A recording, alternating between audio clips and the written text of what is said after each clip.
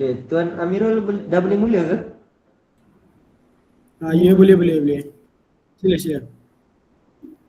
Okey, Assalamualaikum dan salam sejahtera. Pertama sekali, terima kasih kepada semua yang hadir pada sesi temu ramah hari ini. Kami daripada Universiti Terusi Malaysia, Batu Pahat Johor, daripada Fakulti Pendidikan Teknikal Vocational bagi kursus BVT 40302 Entrepreneurship semester 3, berbesar hati kerana dapat menjemput Tuan Muhammad Amirul Berosli, pengasas Amirul Digital Solutions sebagai tetamu jemputan untuk berkongsi pengalaman dan pandangan beliau dalam bidang keusahawanan, khususnya dalam konteks tekno-usahawan.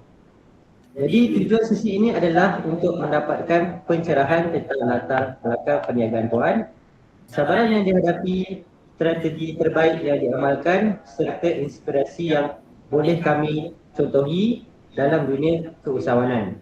Sebelum itu saya memperkenalkan nama saya Muhammad Syafiq bin Ismail. Di atasnya Saudara Akif, Saudara Haji, Saudara Farid dan Saudara Firdaus. Baiklah, untuk memulakan sesi ini, saya menjemput Saudara Akif untuk mengajukan soalan pertama berkaitan latar belakang penubuhan perniagaan Tuan Amirul. Dipersilakan. Okay, Assalamualaikum. Waalaikumsalam.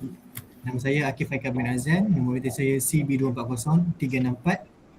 Pada ini saya nak bertanya tentang bolehkah Tuan kongsikan latar belakang penubuhan perniagaan ini dan faktor utama yang mendorong Tuan menceburi bidang ini, dan bagaimanakah perniagaan ini bermula daripada fasa awal sehinggalah mencapai tahap yang sekarang.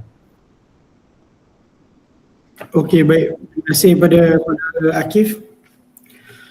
Sebenarnya Amirul Digital Solution ni bermula daripada minat saya yang mendalam terhadap teknologi yang ada sekarang ni dengan pemasaran digital, di mana saya melihat potensi besar menggabungkan analitik data dan strategi pemasaran yang lebih tepat.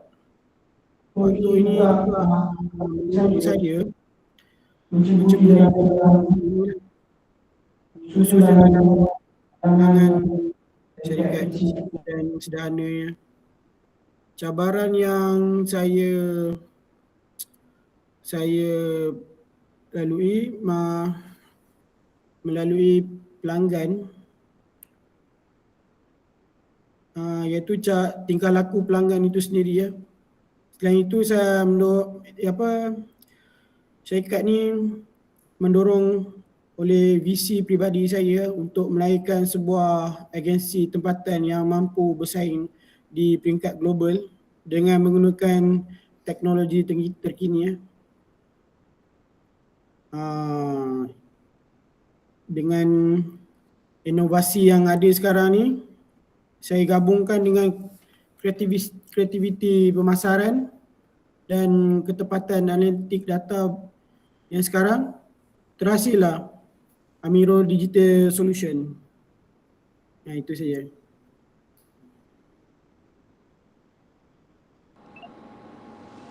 Terima kasih Tuan atas perkongsian yang sangat bermakna.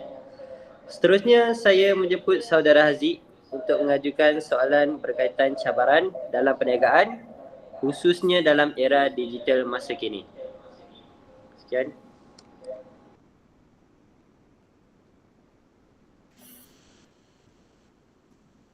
Baik, Tuan Amirul, dalam landscape ekonomi yang tidak menentu sekarang, sejauh manakah cabaran persaingan digital dan adaptasi teknologi boleh menjejaskan usahawan jika mereka gagal mengikut trend semasa?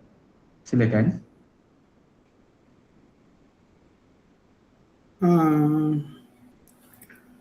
Boleh awak ulang balik soalan? Saya kurang dengar, minta maaf. Dalam landscape ekonomi yang tidak menentu sekarang, sejauh manakah cabaran persaingan digital dan adaptasi teknologi boleh menjejaskan usahawan jika mereka gagal mengikut trend semasa? Silakan. Okey, terima kasih kepada saudara Haziq.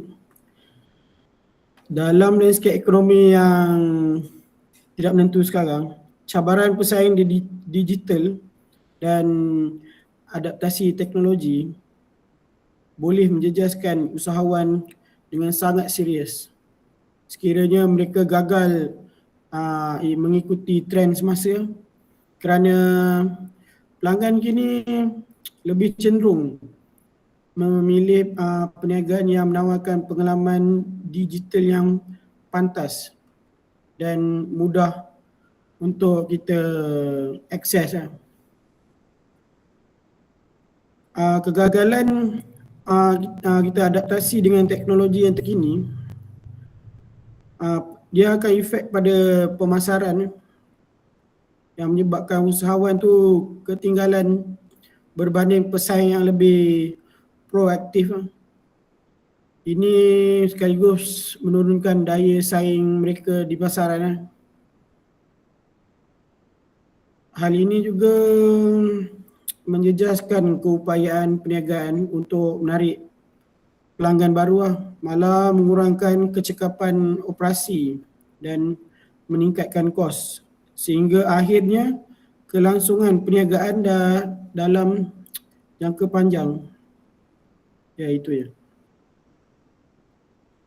Baiklah, berdasarkan pengalaman Tuan mengulas pelbagai kes perniagaan, apakah cabaran paling kritikal dari segi pengurusan risiko yang sering menyebabkan tenor usahawan baru gagal bertahan dalam tempoh 2 tahun pertama? Silakan. Okey, baik. Berdasarkan pengalaman saya mengulas pelbagai kes perniagaan, cabaran paling kritikal dari segi pengurusan risiko yang sering menyebabkan teknologi usahawan gagal bertahan dalam tempoh 2 tahun pertama ialah kelemahan dalam merancang aliran tunai dan strategi kewangan yang mapan. Ramai teknologi usahawan terlalu fokus kepada pembangunan produk dan teknologi sehingga mengabaikan aspek pengurusan risiko.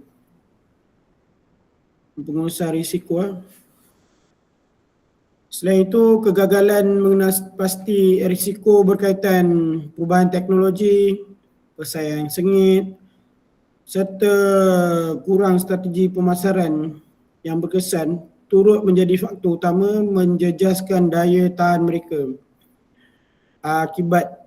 Akibatnya, walaupun idea perniagaan mereka berpotensi, kelemahan dalam mengurus risiko menyebabkan mereka tidak mampu mengekal operasi dan sehingga terpaksa gulung tikar sebelum mencapai tahap matang.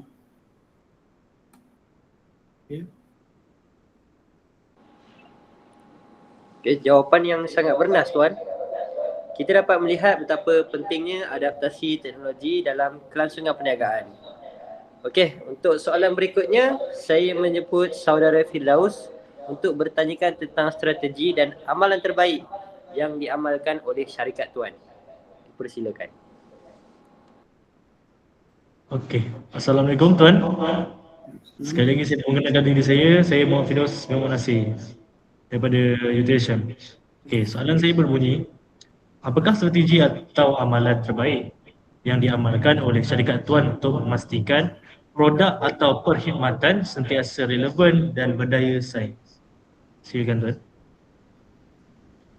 Baik, strategi dan atau amalan yang terbaik yang diamalkan oleh syarikat saya untuk memastikan produk dan perkhidmatan sentiasa relevan serta berdaya saing ialah memberi penekanan kepada inovasi berterusan di mana setiap projek sentiasa ditambah baik melalui penggunaan teknologi terkini seperti AI, analitik data pelanggan.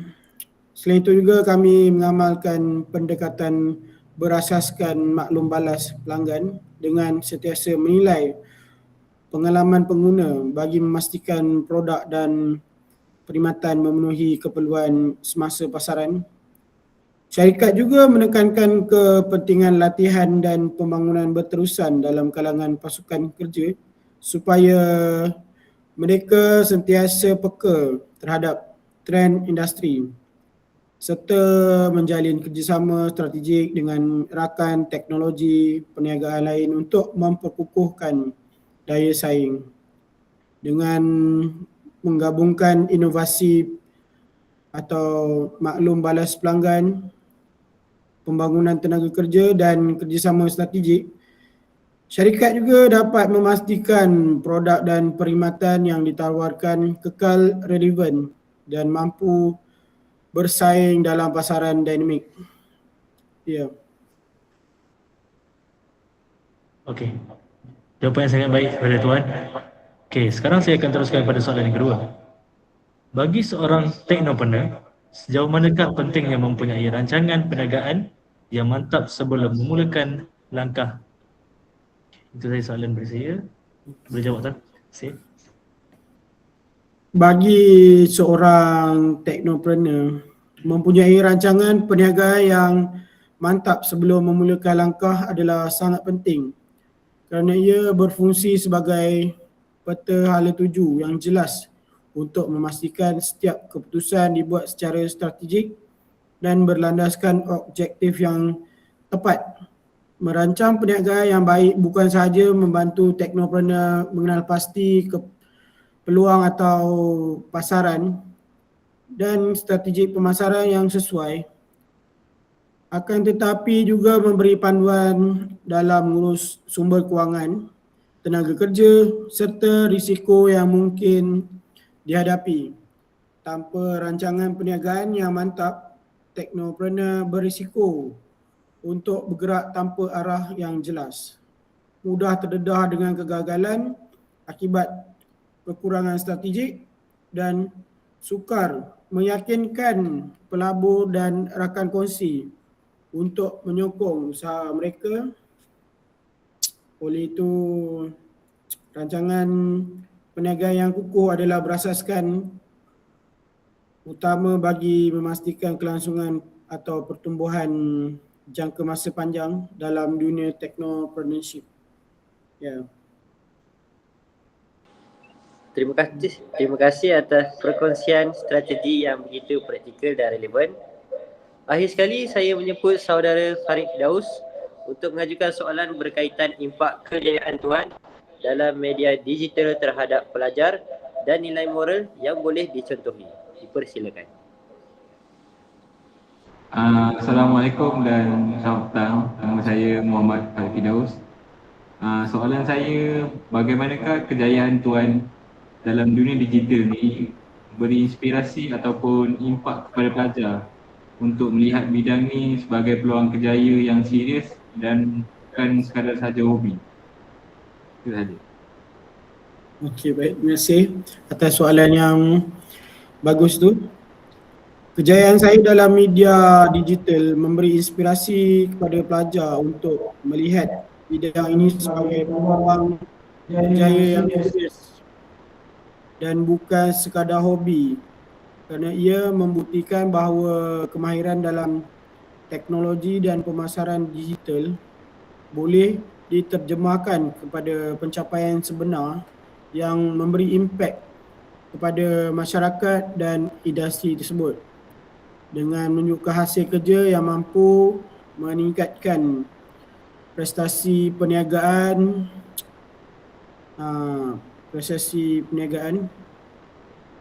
Pelajar juga dapat melihat bahawa bidang ini bukan hanya untuk ruang kreatif semata-mata, tapi adalah satu platform profesional yang menjanjikan masa depan kerjaya yang stabil dan berdaya saing. Kejayaan tersebut menjadikan bukti bahawa dengan disiplin, inovasi dan kesungguhan, media digital ini boleh menjadi bidang yang membina reputasi, membuka peluang pekerjaan dan melahirkan usahawan muda yang berdaya tahan. Ya, itu saja. Okey, terima kasih Tuan. Jadi soalan saya yang kedua adalah, apakah pengajaran ataupun nilai moral yang pelajar boleh contohi daripada cara tuan mengekalkan profesionalisme walaupun berdepan dengan cabaran di dunia cyber? Pengajaran atau nilai moral yang penting untuk pelajar contohi daripada cara saya mengekalkan profesionalism walau berdepan dengan cabaran di dunia cyber ialah sikap konsisten dalam menjaga integriti, disiplin dan etika kerja.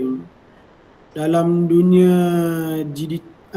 digital yang penuh dengan pesaing dan risiko seperti maklumat palsu dan serangan cyber serta tekanan sosial, saya sentiasa menekankan kepentingan untuk berkomunikasi secara berhemah, menghormati pandangan orang lain, memastikan setiap tindakan berlandaskan prinsip profesional. Pelajar boleh mencontohi nilai ketabahan dalam menghadapi cabaran, keberanian untuk beradaptasi dengan teknologi baru serta komitmen untuk mengekalkan reputasi yang baik walaupun berdepan dengan kritikal atau halangan. Nilai moral ini bukan sahaja membentuk mereka sebagai individu yang beretika tetapi juga sebagai profesionalism yang mampu bertahan dan berjaya dalam bidang digital yang semakin mencabar ini. Itu saja.